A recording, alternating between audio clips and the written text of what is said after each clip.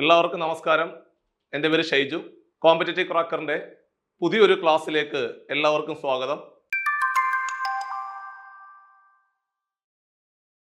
നമുക്കറിയാം 2025 നമ്മൾ രണ്ടാമത്തെ CSEB ക്ലർക്ക് കാഷ്യർ പരീക്ഷയ്ക്ക് വേണ്ടി തയ്യാറെടുത്തുകൊണ്ടിരിക്കുകയാണ്.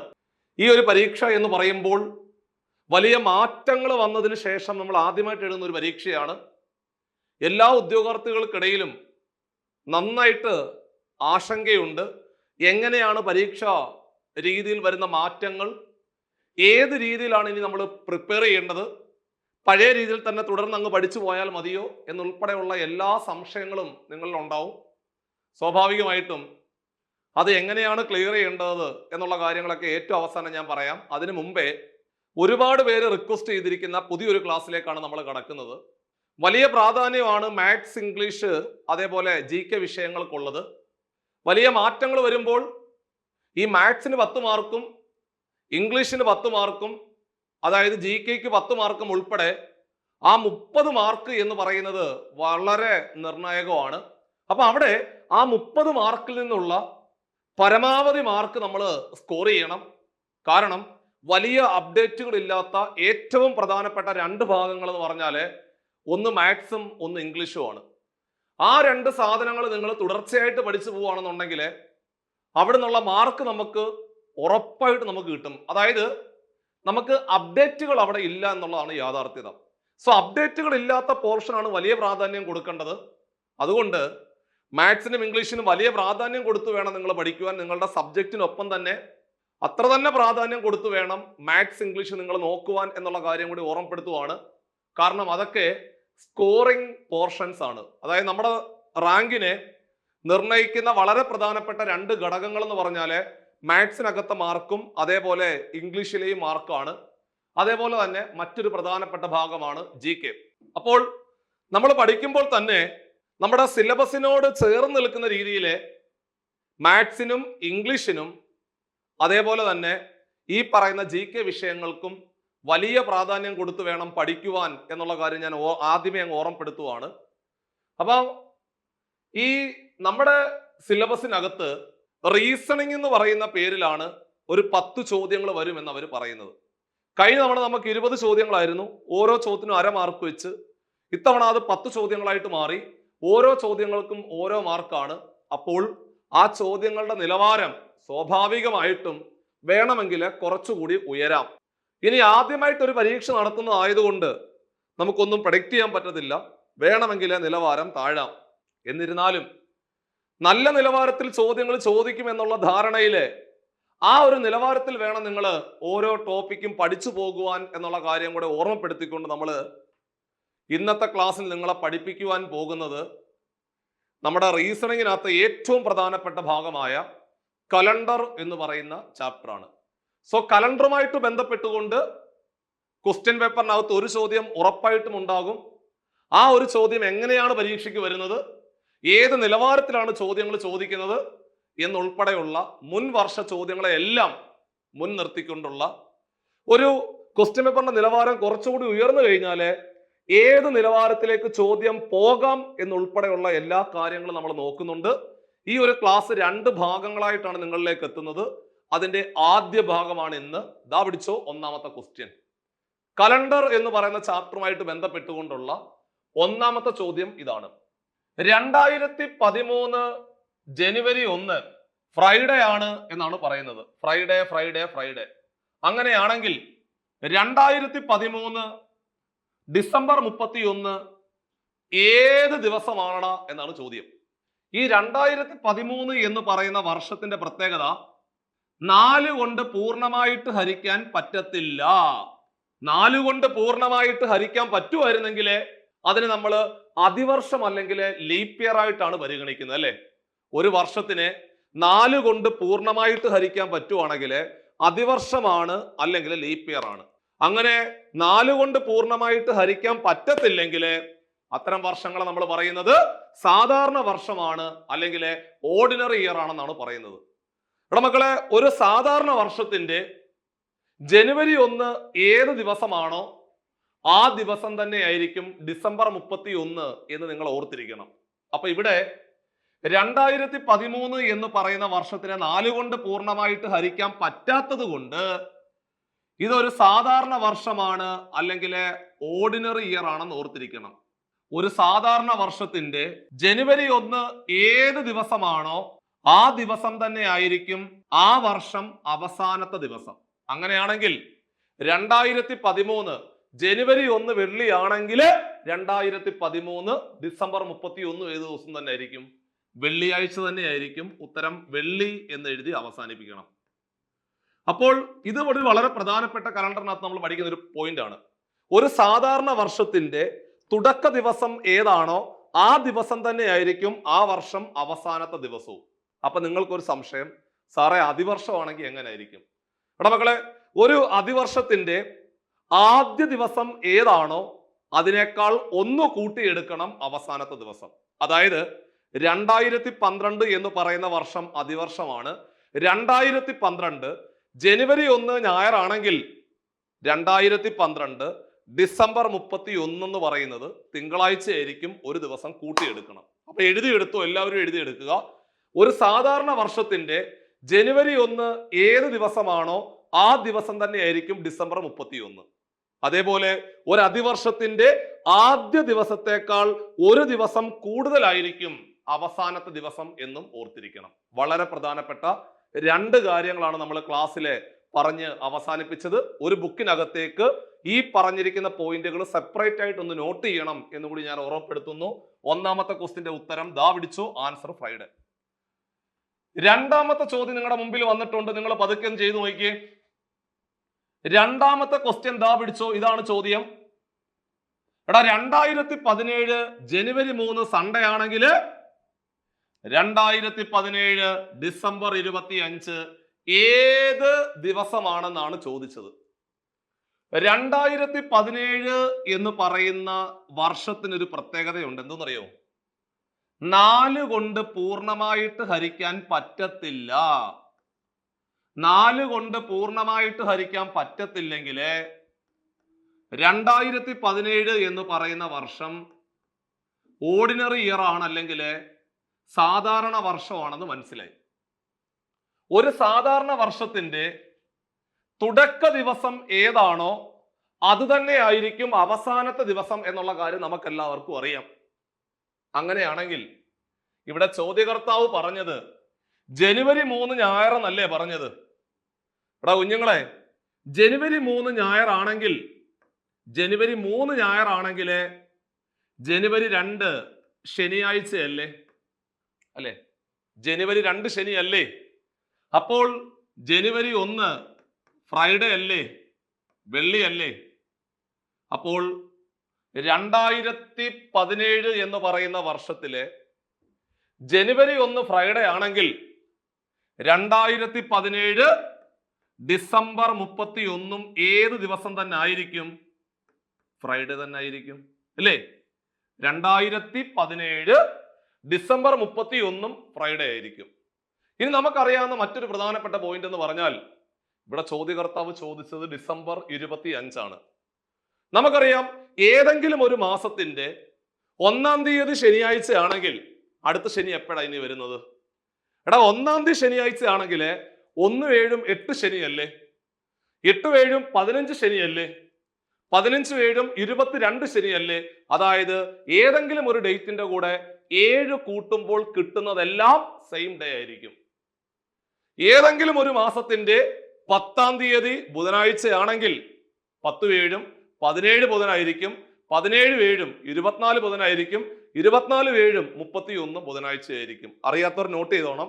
ഏത് മാസമാണെങ്കിലും ഏതാണോ നമ്മൾ എടുത്തിരിക്കുന്ന ഡേറ്റ് അതിന്റെ കൂടെ 7 കൂട്ടുമ്പോൾ കിട്ടുന്ന ഡേറ്റ് എന്ന് പറഞ്ഞാൽ ഇതെല്ലാം സെയിം ഡേ ആയിരിക്കും എന്ന് നിങ്ങൾ വൃത്തിയായിട്ട് ഓർത്തിരിക്കണം. അങ്ങനെയാണെങ്കിൽ ഡിസംബർ 31 വെള്ളിയാണെങ്കിൽ എടാ കുഞ്ഞുങ്ങളെ ഡിസംബർ 24 വെള്ളിയല്ലേ? ഡിസംബർ 24 വെള്ളി ആയതുകൊണ്ടാണല്ലോ ഡിസംബർ 31 വെള്ളി ആയത്. ഡിസംബർ 24 വെള്ളിയാണെങ്കിൽ സ്വാഭാവികമായിട്ടും ഡിസംബർ 25 ശനിയാഴ്ച ആയിരിക്കും, അല്ലെങ്കിൽ സാറ്റർഡേ ആയിരിക്കും എന്ന് പറഞ്ഞ് അവസാനിപ്പിക്കുവാൻ സാധിക്കും. അപ്പോൾ ഡിസംബർ 25 ശനിയാഴ്ചയാണ് അല്ലെങ്കിൽ സാറ്റർഡേ ആണ് എന്ന് നമുക്ക് പറയാം. അതായിരുന്നു അവിടെ ചോദിച്ചതും. വളരെ പ്രധാനപ്പെട്ട എല്ലാ കാര്യങ്ങളും നിങ്ങൾ ഒരു ബുക്കിനകത്തേക്ക് നോട്ട് ചെയ്യണം. സോ പറഞ്ഞ കാര്യങ്ങളെല്ലാം ഒരു ബുക്കിനകത്തേക്ക് എഴുതിയെടുത്തുകൊണ്ട് വേണം മുമ്പോട്ട് പോകുവാൻ എന്ന് ഓർമ്മപ്പെടുത്തുന്നു. സാധാരണ വർഷത്തിന്റെ തുടക്ക ദിവസം ഏതാണോ അത് തന്നെയായിരിക്കും അവസാനം എന്നുള്ള പോയിന്റും. ഏതെങ്കിലും ഒരു മാസത്തിന്റെ നമ്മൾ ഏത് ഡേറ്റിലാണ് തുടങ്ങുന്നത് അതിന്റെ കൂടെ 7 കൂട്ടുമ്പോൾ 7 വീതം കൂട്ടി കൂട്ടി കിട്ടുന്ന എല്ലാം സെയിം ഡേ ആയിരിക്കും, ഒരേ ദിവസമായിരിക്കും എന്ന് കൂടി നിങ്ങൾ ഓർത്തിരിക്കണം. അങ്ങനെയാണെങ്കിൽ അടുത്ത ക്വസ്റ്റ്യൻ താണ്ട വന്നു, ചെയ്തു നോക്കിയ സ്വന്തമായിട്ട്. ചോദ്യം 2012 ജനുവരി 8. 2012 ജനുവരി 8 ബുധനാഴ്ചയാണ്. അങ്ങനെയാണെങ്കിൽ 2013 ജനുവരി 1 ഏത് ദിവസമാണ് എന്നാണ് ചോദ്യം. അപ്പോൾ 2012 എന്ന് പറയുന്ന വർഷത്തിനൊരു പ്രത്യേകതയുണ്ട്. 2012 എന്ന് പറയുന്ന വർഷത്തിനെ 4 കൊണ്ട് പൂർണ്ണമായിട്ട് ഹരിക്കാൻ പറ്റും അല്ലെ? 2012 എന്ന് പറയുന്ന വർഷത്തിനെ 4 കൊണ്ട് പൂർണ്ണമായിട്ട് ഹരിക്കാൻ പറ്റും. ഒരു വർഷത്തിനെ 4 കൊണ്ട് പൂർണ്ണമായിട്ട് ഹരിക്കാൻ പറ്റുവാണെങ്കിൽ ആ വർഷം ലീപ്പ് ഇയർ ആണ്. അങ്ങനെയാണെങ്കിൽ 2012 എന്ന് പറയുന്ന വർഷം ലീപ്പ് ഇയർ ആണ്. 2012നെ 4 കൊണ്ട് പൂർണ്ണമായിട്ട് ഹരിക്കാൻ പറ്റും എന്നുള്ളത് കൊണ്ട് 2012 എന്ന് പറയുന്ന വർഷം ലീപ്പ് ഇയർ ആണ്, അല്ലെങ്കിൽ അതിവർഷമാണെന്ന് കണ്ണും പൂട്ടി പറയാം. ഒരു അതിവർഷത്തിലെ ജനുവരി 8 ബുധനാണെന്ന് പറയുന്നു.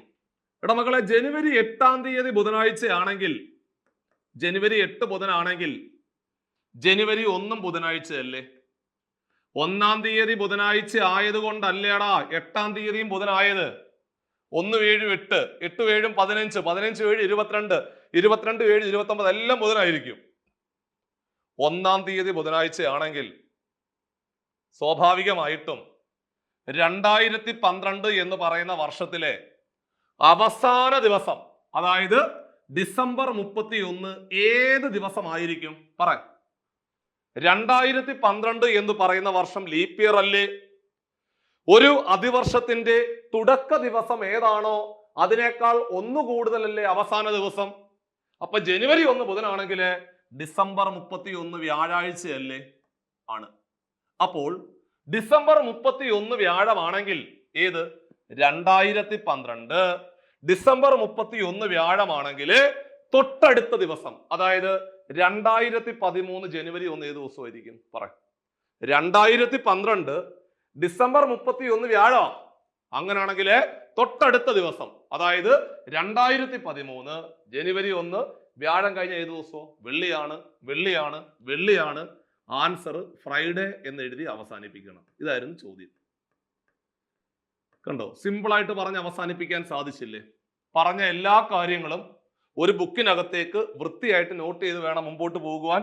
അടുത്ത ക്വസ്റ്റ്യൻ ദാ പിടിച്ചു. 1-ാമത്തെ ഭാഗങ്ങളാണ് അവിടെ അവസാനിപ്പിച്ചുകൊണ്ടിരിക്കുന്നത്.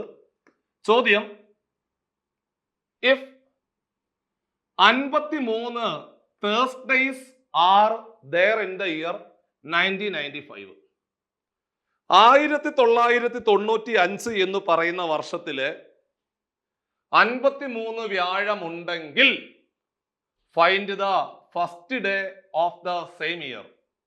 അതായത് 1995 എന്ന് പറയുന്ന വർഷത്തില് 53 വ്യാഴമുണ്ടെങ്കിൽ ആ വർഷം തുടക്കം, അതായത് 1995 ജനുവരി 1 ഏത് ദിവസമാണ് എന്നാണ് നിങ്ങളോട് ചോദിച്ചിരിക്കുന്നത്.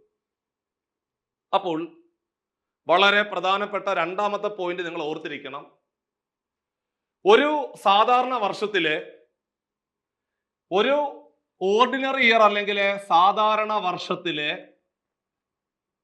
ആദ്യ ദിവസം, അതായത് ജനുവരി 1 ഏത് ദിവസമാണോ, ഏത് ദിവസം വേണേലും വരാം. ഒരു സാധാരണ വർഷം അല്ലെങ്കിൽ ഓർഡിനറി ഇയറിലെ ജനുവരി 1 ഏത് ദിവസമാണോ ആ ദിവസം ആ വർഷത്തിലെ 53 എണ്ണം കാണും. ആ ദിവസം ആ വർഷത്തിലെ 53 എണ്ണം കാണും. 53 എണ്ണം കാണും. 53 എണ്ണം കാണും. മറന്നുപോലെ ഒരു സാധാരണ വർഷത്തിലെ ജനുവരി 1 ഏത് ദിവസമാണോ ആ ദിവസം ആ വർഷത്തിലെ 53 കാണും.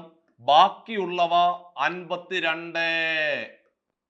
ബാക്കി ഏത് ചോദിച്ചാലും ഉത്തരം 52. മറന്നുപോല്.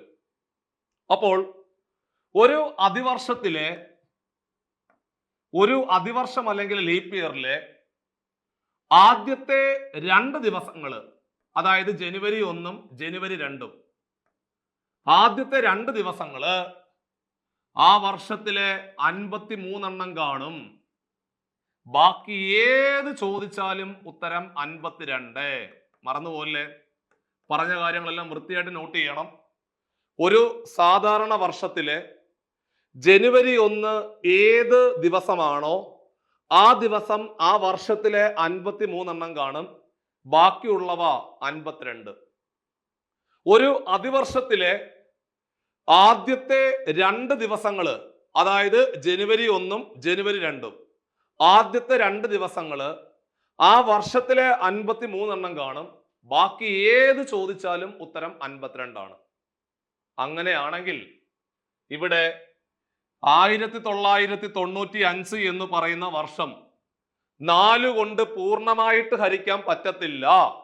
4 കൊണ്ട് പൂർണ്ണമായിട്ട് ഹരിക്കാൻ പറ്റത്തില്ലെങ്കിൽ അതൊരു സാധാരണ വർഷമാണ്, അല്ലെങ്കിൽ ഓർഡിനറി ഇയർ ആണെന്നുള്ള കാര്യത്തിൽ തർക്കമൊന്നും ഇല്ലല്ലോ. ആണ്, ഒരു സാധാരണ വർഷമാണെന്ന് മനസ്സിലായി. ഒരു സാധാരണ വർഷത്തിലെ ജനുവരി 1 ഏത് ദിവസമാണോ ആ ദിവസം മാത്രമേ ആ വർഷത്തിൽ 53 കാണത്തുള്ളൂ. അങ്ങനെ ചോദ്യകർത്താവ് പറയുന്നു വ്യാഴം 53 ഉണ്ടെന്ന് പറഞ്ഞാല് അതിന്റെ അർത്ഥം ജനുവരി 1 വ്യാഴമാണെന്നല്ലേടാ.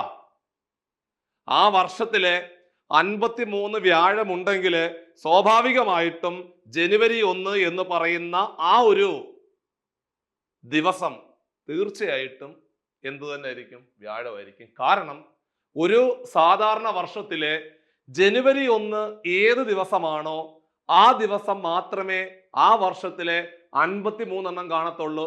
ബാക്കി എല്ലാം 52 ആണെന്നുള്ള കാര്യം നമുക്ക് എല്ലാവർക്കും അറിയാം. അങ്ങനെയാണെങ്കിൽ വ്യാഴം 53 ഉണ്ടെങ്കിൽ തീർച്ചയായിട്ടും നമുക്ക് പറയാം ജനുവരി 1 വ്യാഴമാണെന്ന് പറയാം. അപ്പൊ ഇവിടുത്തെ ഉത്തരം വ്യാഴം എന്നെഴുതി അവസാനിപ്പിക്കണം. ഉത്തരം വ്യാഴമാണ് അല്ലെങ്കിൽ തേഴ്സ്ഡേ ആണെന്ന് എഴുതി അവസാനിപ്പിക്കുക. അതായിരുന്നു അവിടുത്തെ ഫൈനൽ ആൻസർ. അങ്ങനെയാണെങ്കിൽ അടുത്ത ക്വസ്റ്റ്യൻ ദാ പിടിച്ചോ. 2020 ജനുവരി 9 വ്യാഴമാണെങ്കിൽ ആ വർഷത്തിലെ എത്ര ചൊവ്വയുണ്ട്, എത്ര ട്യൂസ്ഡേയ്സ് ഉണ്ടെന്നാണ് ചോദ്യം. 2020 എന്ന് പറയുന്ന വർഷത്തിലെ ജനുവരി 9 വ്യാഴമാണെങ്കിൽ ആ വർഷത്തിലെ എത്ര ചൊവ്വാഴ്ചകൾ ഉണ്ട്, അല്ലെങ്കിൽ എത്ര ട്യൂസ്ഡേയ്സ് ഉണ്ട് എന്നാണ് ചോദ്യകർത്താവ് ചോദിക്കുന്നത്. സ്വാഭാവികമായിട്ടും മക്കളെ 2020 എന്ന് പറയുന്ന വർഷത്തിന് പൂർണ്ണമായിട്ട് 4 കൊണ്ട് ഹരിക്കാൻ പറ്റുമല്ലോ? പറ്റും. പൂർണ്ണമായിട്ട് 4 കൊണ്ട് ഹരിക്കാൻ പറ്റുമെങ്കിൽ അത് ലീപ്പ് ഇയർ ആണെന്നുള്ള കാര്യം നമുക്ക് എല്ലാവർക്കും മനസ്സിലായല്ലോ. അപ്പോൾ 2020 ലീപ്പ് ഇയർ ആണെന്നുള്ള കാര്യം മനസ്സിലായി. ജനുവരി 9 വ്യാഴമാണെങ്കിൽ സ്വാഭാവികമായിട്ടും ജനുവരി 2 വ്യാഴമല്ലേ? തേഴ്സ്ഡേ തന്നെ അല്ലേ? ജനുവരി 2 വ്യാഴമായതുകൊണ്ടാണല്ലോ 2 7 9 വ്യാഴമായത് അല്ലേ? ജനുവരി 2 വ്യാഴമായതുകൊണ്ടാണ് 2 7 9 വ്യാഴമായത്. സോ 2-ാം തീയതി വ്യാഴമാണെങ്കിൽ ജനുവരി 1-ാം തീയതി ബുധനാഴ്ചയല്ലേ? അപ്പൊ 1-ാം തീയതി ബുധനാഴ്ച ആയതുകൊണ്ടാണ് 2-ാം തീയതി വ്യാഴമായത്. 2 വ്യാഴമായതുകൊണ്ടാണ് 9 വ്യാഴമായത്. അപ്പോൾ ജനുവരി 1 ബുധനാഴ്ചയാണെന്ന് മനസ്സിലായി. അപ്പോൾ ഈ 2020 എന്ന് പറയുന്ന ഈ ഒരു വർഷത്തിലെ ജനുവരി 1 ബുധനാഴ്ചയാണ്, ജനുവരി 2 വ്യാഴാഴ്ചയാണ്. അപ്പോൾ ഞാൻ പറഞ്ഞായിരുന്നു ഒരു അതിവർഷത്തിലെ ആദ്യത്തെ 2 ദിവസങ്ങൾ ആ വർഷത്തിൽ 53 കാണുമെന്നാ ഞാൻ പറഞ്ഞത്. അപ്പോൾ ജനുവരി 1 ബുധനാഴ്ചയാണെങ്കിൽ ജനുവരി 2 വ്യാഴമാണെന്ന് മനസ്സിലായി. അപ്പോൾ ജനുവരി 1 ജനുവരി 2 അതായത് ബുധനും വ്യാഴവും തീർച്ചയായിട്ടും 53 കാണും. അപ്പം ബുധൻ എത്ര എന്ന് ചോദിച്ചാലോ അല്ലെങ്കിൽ വ്യാഴം എത്ര എന്ന് ചോദിച്ചാലോ ഉത്തരം 53. പക്ഷെ ചോദ്യം എത്ര ചൊവ്വയുണ്ടെന്നല്ലേ ചോദ്യം. ഒരു അതിവർഷത്തിലെ ആദ്യത്തെ 2 ദിവസങ്ങൾ ആ വർഷത്തിൽ 53 എണ്ണം കാണും. ബാക്കി ഏത് ചോദിച്ചാലും ഉത്തരം 52 ആണ്. സോ അങ്ങനെയാണെങ്കിൽ ഇവിടെ ജനുവരി 1 ജനുവരി 2 അതായത് ബുധനും വ്യാഴവും 53 എണ്ണം ഉണ്ടെങ്കിൽ ചോദ്യകർത്താവ് ചോദിച്ചത് എത്ര ചൊവ്വയുണ്ടെന്നല്ലേ. അപ്പൊ എത്ര ചൊവ്വയുണ്ട്? ഉത്തരം 52 അല്ലേ. ജനുവരി 1 ജനുവരി 2 ആദ്യത്തെ 2 ദിവസങ്ങൾ ആ വർഷത്തിൽ 53 എണ്ണം കാണും. ബാക്കി ഏത് ചോദിച്ചാലും ഉത്തരം 52 ആണെന്ന് വൃത്തിയായിട്ട് ഓർത്തിരിക്കണം. അപ്പൊ ഇവിടെ എത്ര ചൊവ്വയുണ്ടെന്നാണ് ചോദിച്ചത്. ഉത്തരം 52 എന്ന് എഴുതി അവസാനിപ്പിക്കുക. That is your final answer. അങ്ങനെയാണെങ്കിൽ അടുത്ത ക്വസ്റ്റ്യൻ ദാ വന്നു. ചോദ്യം നോക്കിക്കേ. 2015 ഏപ്രിൽ 17 തിങ്കളാഴ്ചയാണെങ്കിൽ 2015 ജൂലൈ 17 ഏത് ദിവസമാണെന്നാണ് ചോദ്യം. ഇതാണ് ചോദ്യം. അങ്ങനെയാണെങ്കിൽ ഇവിടെ 2015 ഏപ്രിൽ 17 തന്നിട്ട് ജൂലൈ 17 കണ്ടുപിടിക്കാനാണ് പറയുന്നത്. അപ്പോൾ നമ്മളൊരു കലണ്ടർ എടുക്കുന്ന സമയത്ത് ഒരു കലണ്ടറിലെ നിങ്ങൾക്ക് അവിടെ 12 മാസങ്ങൾ കാണാൻ സാധിക്കും. അത് സാധാരണ വർഷമാണെങ്കിലും അതിവർഷമാണെങ്കിലും എല്ലാം തീർച്ചയായിട്ടും 12 മാസങ്ങൾ കാണാൻ സാധിക്കും. അപ്പോൾ അതിലെ ചില മാസങ്ങളിലെ കലണ്ടർ മറ്റ് ചില മാസങ്ങളിലെ കലണ്ടറുമായിട്ട് സെയിം ആയിരിക്കും, ഡിറ്റോ ആയിരിക്കും. അതായത് 1-ാം തീയതി വ്യാഴമാണെങ്കിൽ അവിടെ 1-ാം തീയതി വ്യാഴമായിരിക്കും, 10-ാം തീയതി ശനിയാണെങ്കിൽ ഇവിടെയും 10 ശനിയായിരിക്കും, 13 ഞായറാണെങ്കിൽ ഇവിടെയും 13 ഞായറാഴ്ചയായിരിക്കും. സോ അതിനൊരു കോഡുണ്ട്. അതായത് സെയിം കലണ്ടർ വരുന്ന മാസങ്ങളുടെ കോഡ് നിങ്ങൾ കാണാതെ പഠിക്കണം. ആ കോഡ് ഇങ്ങനെയാണ്: AJMNSD.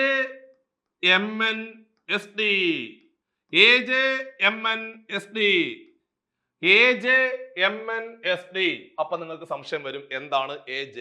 അതായത് എടാ A എന്ന് പറഞ്ഞ ഏപ്രിലെ കലണ്ടറും ജൂലൈയിലെ കലണ്ടറും സെയിം ആണ്. ഏപ്രിലെ കലണ്ടറും ജൂലൈയിലെ കലണ്ടറും സെയിം ആണ്. അതേപോലെ മാർച്ച് നവംബർ സെയിം ആണ്. അതേപോലെ സെപ്റ്റംബറിലെ കലണ്ടറും ഡിസംബറിലെ കലണ്ടറും സെയിം ആണ്. സെപ്റ്റംബർ ഡിസംബർ സെയിം ആണ്.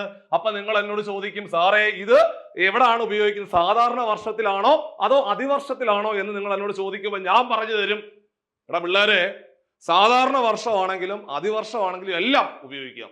അപ്പോൾ ഒരു സാധാരണ വർഷം ഓർഡിനറി ഇയർ അല്ലെങ്കിൽ ലീപ്പ് ഇയർ, ഒരു സാധാരണ വർഷം അല്ലെങ്കിൽ ലീപ്പ് ഇയർ, സാധാരണ വർഷമാണെങ്കിലും അതിവർഷമാണെങ്കിലും ഏപ്രിലെ കലണ്ടറും ജൂലൈയിലെ കലണ്ടറും സെയിം ആണ്, മാർച്ച് നവംബർ സെയിം ആണ്, സെപ്റ്റംബർ ഡിസംബർ സെയിം ആണ്.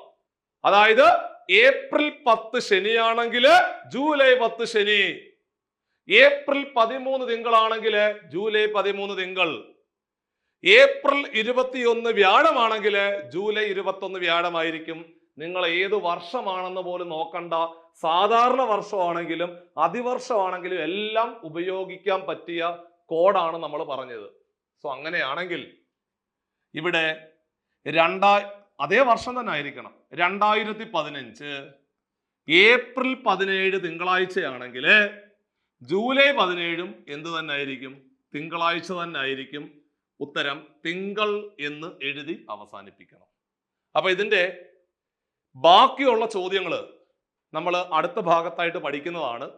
ഇത്രയും ചോദ്യങ്ങൾ നിങ്ങൾ വൃത്തിയായിട്ട് ഒരു നോട്ട്ബുക്കിനകത്തേക്ക് എഴുതി ഈ പറഞ്ഞു പോയ പ്രധാനപ്പെട്ട കാര്യങ്ങളൊക്കെ ഉണ്ടല്ലോ, നമ്മൾ ആദ്യം മുതൽ ഓരോ ചോദ്യങ്ങൾ പറഞ്ഞപ്പോൾ ഓരോ കാര്യങ്ങൾ പറഞ്ഞത്, അത് നിങ്ങൾ ഒരു സെപ്പറേറ്റ് ചെറിയൊരു നോട്ട്ബുക്കിനകത്തേക്ക് ഹിൻ്റായിട്ട് അല്ലെങ്കിൽ ഏറ്റവും പ്രധാനപ്പെട്ട പോയിന്റുകൾ എന്നുള്ള രീതിയിൽ ഒരു ബുള്ളറ്റ് പോയിന്റ് ആയിട്ട് അത്തരം കാര്യങ്ങളെല്ലാം ഒരു ബുക്കിനകത്തേക്ക് നോട്ട് ചെയ്യണം എന്നുകൂടി ഓർമ്മപ്പെടുത്തുന്നു.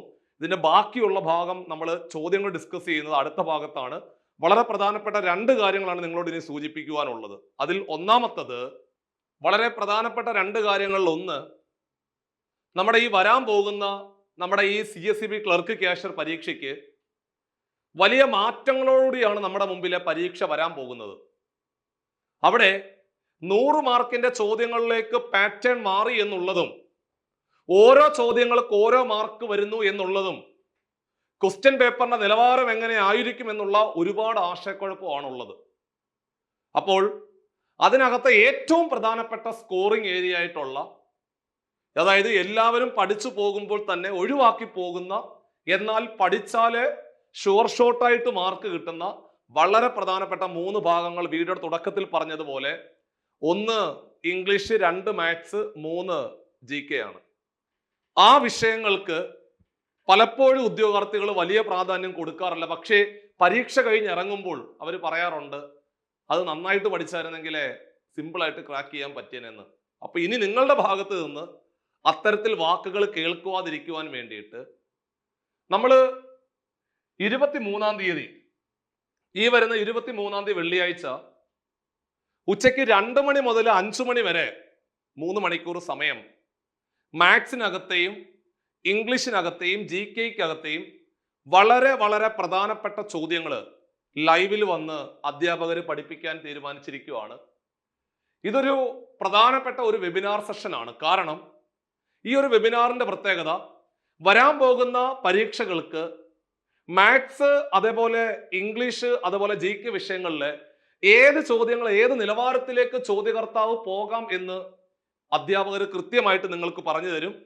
മാത്രമല്ല അതേ നിലവാരത്തിലെ കുറെ ചോദ്യങ്ങൾ 3 മണിക്കൂറായിട്ട് ക്ലാസ്സിലെ പരിചയപ്പെടുത്താനും ഉണ്ട്.